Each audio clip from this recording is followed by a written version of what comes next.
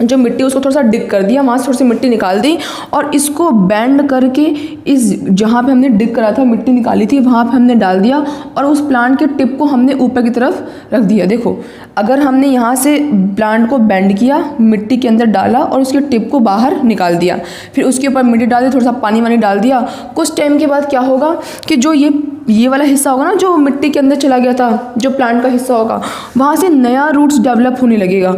और जब नया रूट्स डेवलप होने लगेगा तो जो रूट्स क्या करेंगे, जो उनका फंक्शन होता है न्यूट्रिशन वगैरह, मिनरल्स वगैरह, ज़मीन से क्या करेंगे, वाटर वगैरह एब्जॉर्ब करने लगेंगे। फिर उसके बाद से जब हमें लगेगा कि हाँ अब जो ये हिस्सा है वो फलने फूलने लायक हो चुका है, तो हम क्या करेंगे, यहाँ से उसको डिटैच कर देंगे। ठीक है, डिटैच करने के बाद क्या होगा, ये एक इंडिविजुअल नया पौधा बन जाएगा और ये तो हमारा पुराना वाला पौधा है ही। इसे हम क्या कहते हैं, सिंपली लेयरिंग कहते हैं। लेकिन एग्जाम में क्या लिखेंगे, लिखने भी तो आना चाहिए ना। तो इधर देखो क्या लिखा हुआ है, layering is a method of bending a stem of a plant down to the ground. Layering कौन सा मेथड है, उस मेथड के अंदर हम प्लांट की स्टेम को ग्राउंड की तरफ बेंड करते हैं and developing it into an entire plant. और उसके बाद जो दबा वाला हिस्सा होता है, जो बेंड हो चुका होता है, वो एक नए प्लांट में डेवलप हो जाता है by growing roots in a bent area. कहाँ कैसे होता है कि जो बेंट एरिया होता है, जो झुका हुआ एरिया होता है, जिसको हमने मिट्टी के अंदर डाल दिया होता है, वहाँ से नए नए रूट्स डेवलप होते रहते हैं। और जब नए रूट्स डेवलप हो जाते हैं तो हम प्लांट को डिटैच कर देते हैं और वो एक नया प्लांट बन जाता है। So simple. अब हम पढ़ते हैं अपना next topic which is grafting and which is very very important. चलो अभी हम पढ़ते हैं ग्राफ्टिंग के बारे में कि आखिर ग्राफ्टिंग क्या होता है। देखो ग्राफ्टिंग के अंदर क्या होता है कि एक हम कोई पौधा लेते हैं, ठीक है, और उस पौधे को हम कट कर देते हैं। ठीक है, उस पौधे को हम क्या करते हैं, कट करते हैं और उससे और एक और पौधा लेते, दूसरा पौधा, एक पौधा लिया, उस पौधे को हमने कट कर दिया और एक दूसरा पौधा लिया और उस दूसरे पौधे को हमने कट करके आपस में दोनों पौधों को आपस में हमने जोड़ दिया। कितना ये खिचड़ी से पक गई। इधर देखो, जो देखो ये हमारा है स्टॉक, एक पौधा लिया, उसे हमने सिंपली क्या किया, कट। तो ये जो गमले में लगा हुआ इसे हमने क्या कहा, स्टॉक। और एक हमने दूसरा पौधा लिया, उसको हमने इस शेप में काटा और इसे हमने क्या कहा, स्क्योन। ठीक है, फिर दोनों पौधों को लाकर हमने आपस में क्या किया, जोड़ दिया और उसके बाद हमने इसको रैप कर दिया, wrapped with a Parafilm tape. एक टेप आती है ट्रांसपेरेंसी, उससे हमने उसको क्या कर दिया, आपस में रैप कर दिया, उसको बिल्कुल कवर कर दिया। और उसके बाद से देखो ये दो किस्म के प्लांट थे, ये एक ही हिस्सा नहीं था। जैसे मान लो हमने लेमन लिया और लेमन की प्रजाति से क्या आता है, एक ऑरेंज। हमने लेमन और ऑरेंज, जैसे मान लो सपोज नीचे वाला पौधा किसका था, लेमन का, और ऊपर वाला पौधा हमने किसका ले लिया, ऑरेंज का। दोनों को इस शेप में काटेंगे कि दोनों आपस में अच्छे से फिक्स हो जाए। सपोज दैट कि मैं ऐसे काटती, अगर मान लो एक को मैं ऐसे काट दूं, ऊपर वाला हिस्सा, और नीचे वाला हिस्सा ऐसे काट दूं, तो ये आपस में अच्छे से जुड़ नहीं पाएंगे ना।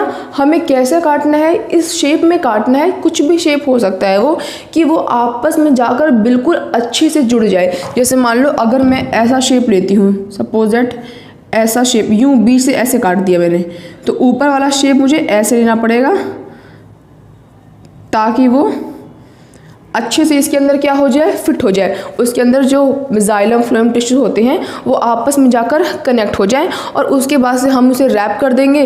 रैप करने के कुछ टाइम बाद हमें दिखने लगेगा ना कि वो आपस में जुड़ने लगे हैं। फिर उसके बाद से वो रैप खोल देंगे और दोनों प्लांट क्या हो जाएंगे, आपस में मर्ज हो जाएंगे। और फिर एक पौधा हमारा क्या है, एक, लेकिन इनसे फल कैसे निकलेंगे, दो तरीके के। तो ये देखो कितना इंटरेस्टिंग टॉपिक है ना ग्राफ्टिंग। इसकी डेफिनेशन पढ़ते हैं। देखो कह रहा है, grafting is a method of joining two different plant. Grafting एक वो तरीका है जिसके अंदर हम टू डिफरेंट प्लांट्स को आपस में ऐड करते हैं, जोड़ देते हैं, and growing them as a one. लेकिन जोड़ कितने रहे हम, दो तरीके के पौधों को, लेकिन वो एक ही मतलब एक ही में उग रहा है, एक ही में डेवलप हो रहा है, एक ही हिस्से में। तो उसे हम क्या कहते हैं, ग्राफ्टिंग। जो मैंगो होता है, लेमन, ऑरेंज, ये मोस्टली किस मेथड से डेवलप की जाते हैं, ग्राफ्टिंग मेथड से। अब मैंगो में कैसे, देखो मैंगो में बहुत ज़्यादा प्रजातियाँ होती हैं ना, ये दशहरी है, ये लंगड़ा है, ये पता नहीं कौन कौन से तरीके के आम होते हैं। तो जो भी हमारे आम की वैराइटीज़ होती है, तो कई सारे आम को की वैराइटीज़ को कट करके लाते हैं और एक में लाकर मिक्स कर देते हैं, तो पौधा रहता है एक। लेकिन हम फल कितने तरीके खाते हैं, दो तरीके के। तो ये हमारा सिंपली क्या है, ग्राफ्टिंग है। इसमें जो याद करने वाली चीज़ वो ये है कि हमें पेड़ को ऐसे कट करना है, यानी पौधे को ऐसे कट करना है कि दोनों पौधा आपस में अच्छे से ज्वाइंट हो जाए। जो नीचे वाला हिस्सा होता है उसे हम कहते हैं स्टॉक और ऊपर वाले हिस्से को हम कहते हैं स्क्योन। ठीक है, अब हम अपना लास्ट टॉपिक पढ़ते हैं which is very important and very complex, that is tissue culture. चलो अभी हम पढ़ते हैं अपना सबसे कॉम्प्लेक्स टॉपिक्स, थोड़ा सा कॉम्प्लेक्स है टिश्यू कल्चर, उसके बारे में। अब हम इस टॉपिक को लाइन बाय लाइन पढ़ेंगे, हमें तभी समझ में आएगा, अदरवाइज क्योंकि थोड़ा सा कॉम्प्लेक्स है तो ऐसे समझने में हमें थोड़ी सी मुश्किल हो सकती है। तो हम लाइन बाय लाइन पढ़ते हैं। इधर देखो, in this method new plants are grown by removing tissue और separating cells from the growing tip of a plant. इस मेथड के अंदर हम क्या करते हैं, जो प्लांट्स होता है उसका जो ग्रोइंग टिप्स होता है ऊपर का, यानी कि शूट ऑफ द प्लांट, वहाँ से कुछ सेल्स, कुछ टिश्यू, कुछ हिस्सा तोड़ के लेकर आते हैं, उनको अलग करके लेकर आते हैं। फिर क्या करते हैं, देखो अलग करने के बाद the cells are then placed in artificial medium, कि जो सेल्स या फिर जो टिश्यू यानी कि ग्रुप ऑफ सेल्स हम वहाँ से लेकर आए हैं प्लांट के टिप से, उसको हम एक आर्टिफिशियल मीडियम में रखते हैं। ये आर्टिफिशियल मीडियम घरों में नहीं होता, ये आर्टिफिशियल मीडियम कहाँ होता है, लेबोरेटरी में होता है, ठीक है, वहाँ पे हम इसको रखते हैं।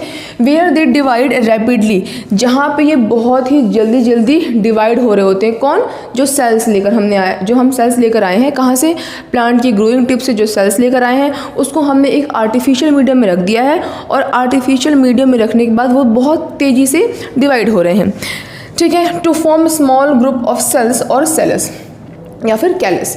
कह रहा है कि जहाँ पे उन्होंने जहाँ पे वो ग्रुप जो सेल्स हैं वो क्या हो रहे हैं, बहुत तेज़ी से डिवाइड हो रहे हैं और एक ग्रुप ऑफ सेल्स बना दे रहे हैं, जिसे हम क्या कहते हैं, कैलस भी कहते हैं। The callus is transferred another medium containing hormones, कि जब बहुत ज़्यादा कैलस हो जाते हैं तो उनको हम क्या करते हैं, एक दूसरे मीडियम में ट्रांसफ़र कर देते हैं। देखो यहाँ पर लिखा हुआ है ना कि transferred another medium containing hormones, और कैसे मीडियम में ट्रांसफ़र करते हैं, जहाँ पे हार्मोन्स होते हैं। कैसे हार्मोन्स, जो कि प्लांट्स के ग्रोथ के लिए रिस्पॉन्सिबल होते हैं, वो हार्मोन्स उस मीडियम में होते हैं। तो इसलिए हम जो कैलस है या फिर जो ग्रुप ऑफ सेल्स है उसको ऐसे मीडियम में ट्रांसफ़र करते हैं जहाँ पे बहुत ज़्यादा हार्मोन्स होते हैं, बहुत ज़्यादा, जो कि प्लांट्स के ग्रोथ के लिए इंपॉर्टेंट होते हैं।